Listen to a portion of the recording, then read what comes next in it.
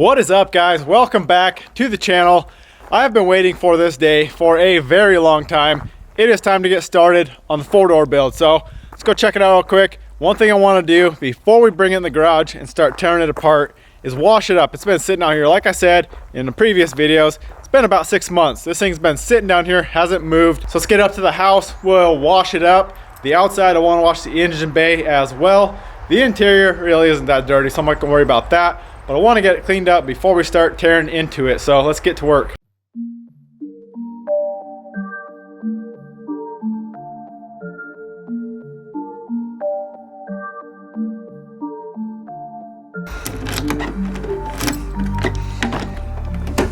I hope this battery is still charged. Last time I tried to start it, it was completely dead. Let's see what it does. Perfect. Still charged up.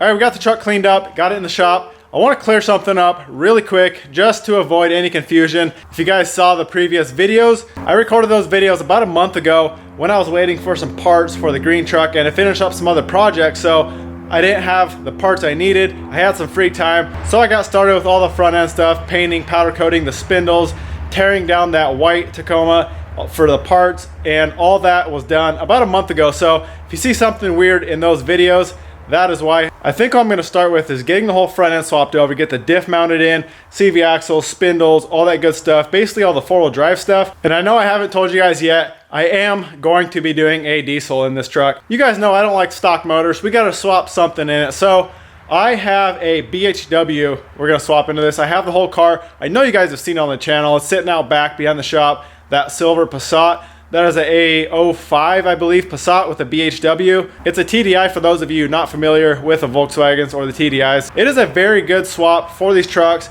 The bottom ends in those motors are like twice as strong as the ALH, and it's a better running, smoother running, quieter, just a more modern diesel. So I wanted to do that motor versus the ALH. I've already done the ALH. I know everything about that. But I want to get into the PD motors, which the BHW is a PD. So my goal for this truck is just to make it a comfortable daily driver. With the diesel, it's gonna get a lot better mileage. It's gonna have better power. I know you guys haven't seen the TDI truck and the other green Raptorline truck race. The Raptorline truck has the same motor that this truck has, and my TDI truck would absolutely waste that thing. It's got a lot more torque. It's about 400 foot-pounds of torque in that TDI, And this BHW should be pretty close to that, if not more, with just a turbo and a tune. And I won't have to do any motor work. I won't have to do rods or anything. Those rods are amazingly strong. The cranks are really strong.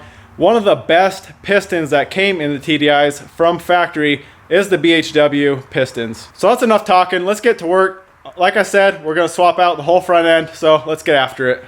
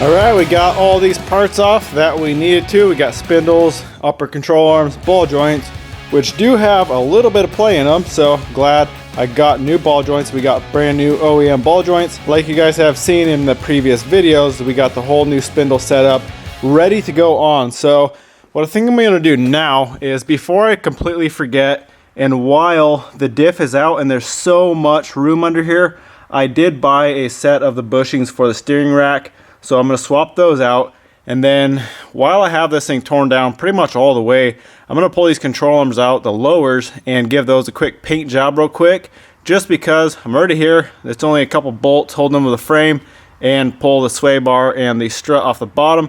We can pull those out, clean them up, and get some paint on those.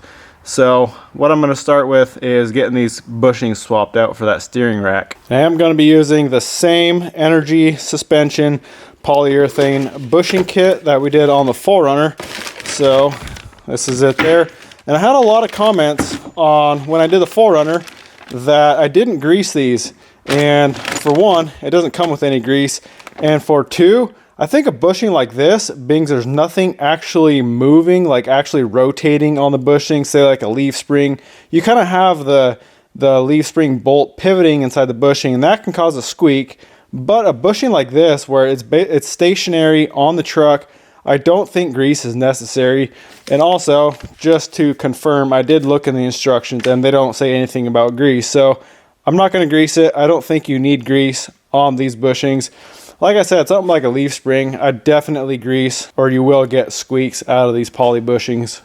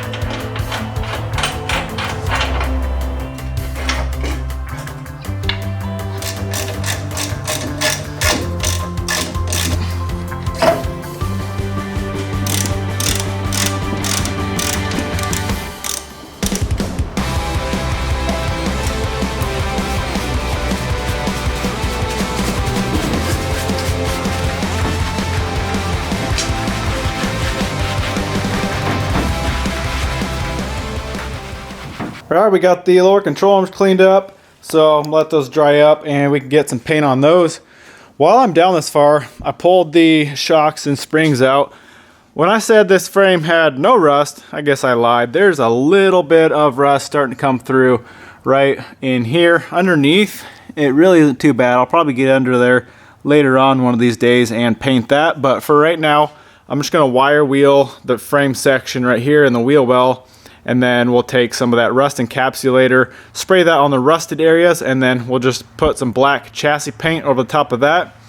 Everything up under here, there's really no rust at all, so I'm not gonna worry about painting, you know, this cross member here and that cross member. It's in really good shape, so I'm just really gonna paint this section here, and then we'll call that good. We'll start putting this thing back together.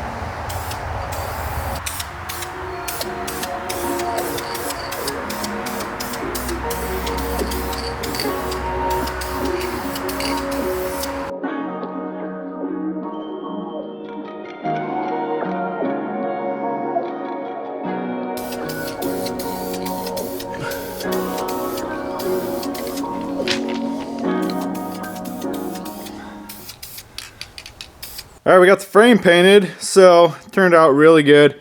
If you guys have a Napa around you, I would highly recommend this paint for frames. I used this paint on my red TDI truck frame about 2 years ago, and it still looks like the day I sprayed it. So if you guys don't have a Napa, I'll also link down below a Eastwood chassis paint that's really good as well. But I've had really good luck with this Napa stuff. While we are waiting for that paint to dry up, we got a few things to put together. So here's the spindles. You guys know one of the last videos, we got those done up, and we got the new ball joints here, so we can bolt the ball joints onto the spindles. I also got a new set of bolts. There's a lot of confusion with these bolts when they changed them. I believe in 2001 they changed the ball joint. They didn't even change the ball joint. What they did was added this little cover, and then they changed the bolts to a slightly longer bolt. This bolt has a separate washer, as you can tell. These older bolts have a flanged head, which these take a different torque spec. I believe these are like 50 something foot-pounds, and these ones are like 37. I'm not going to be running those covers just because I have these bolts. I didn't buy these bolts. You're supposed to run the longer bolts with it. Plus, I wanted these ones just because it is a higher torque spec. I feel like that's better. I don't know, they changed the bolt somehow and lowered the spec. But either way, we got to get these ball joints on the spindles, and then for these arms here, these are the SPC arms. There's this little retaining puck deal that will go in the top of the spindle here. So we got to get that in and get the snap ring on that. So these are the arms we're using. These are the SPC arms. Yes, you see the Mevotech box here. These are just repackaged SPC arms.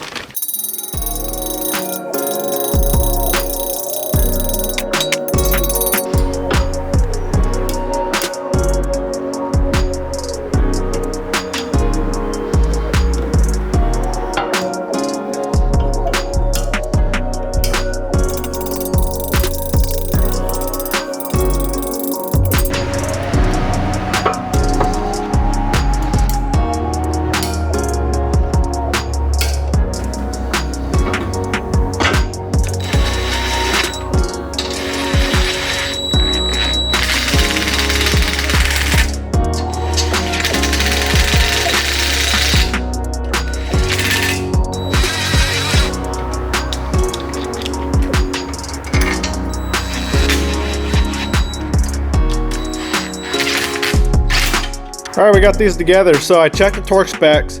These older bolts with the flanged head are 59 foot-pounds, and the newer bolts with a separate washer are 37. I am gonna pull these off. Once I get the steering knuckle and everything on the truck, I'm gonna pull these bolts out one by one and put blue Loctite on them and then torque them. They're just snugged up for now.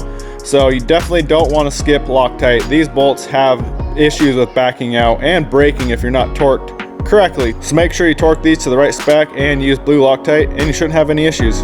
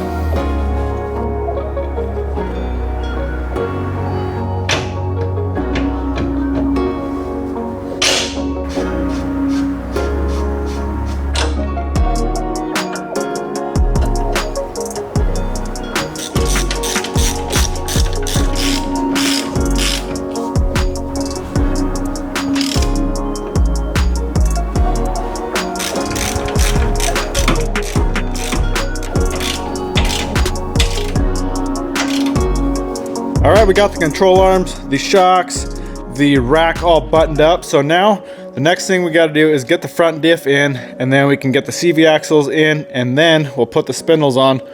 So I'm going to be using the old tranny jack to get the diff in, make it a lot easier. Got the axles here, got the bolts, everything ready to go. I want to give Toyota a huge thank you for making this swap possible. It is so nice that they made all these frames the same. All the mount bolts, everything to mount the diff, everything is the same. It's even funny, they have right here, if you can see that, right where that wire's going through, that is the mount for the clutch line. They actually have that from factory in an automatic. So everything's gonna go so smooth, it's just gonna bolt right up. Makes the swap so much easier when companies do this, make all the mounts, make all the frames and everything the same. So let's get this diff up in there, and then we can get the CV axles and spindles on.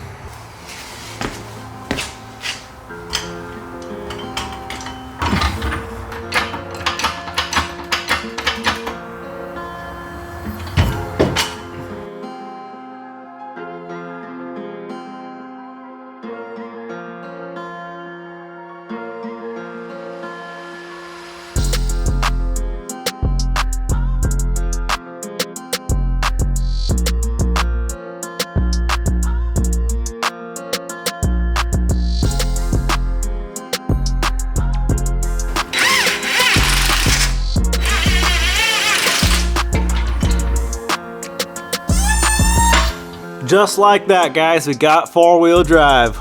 Almost. We're getting there. Got the diff in. It went in pretty easy. It was kind of a pain to get it by yourself, but with the tranny jack, it wasn't too bad. So now let's get the CV axles and the spindles on.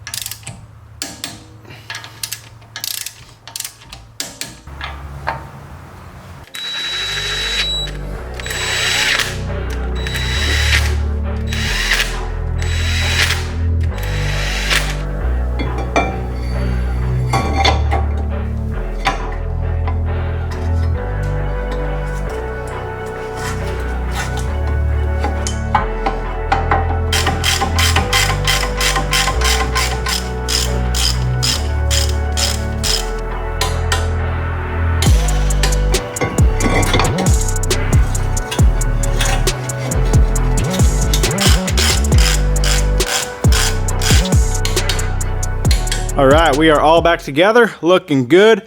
I know you guys are gonna comment, why didn't you do the brakes? So I'm gonna leave that for now, along with the stock shocks and springs. I am gonna lift it, like I said, but I haven't decided what to do yet. And I probably am going to do the Tundra brake. So I'm gonna save the brake job for when I get all those brakes in. I haven't bought them yet, but I don't wanna go through and redo these, obviously, if I'm gonna replace them anyway.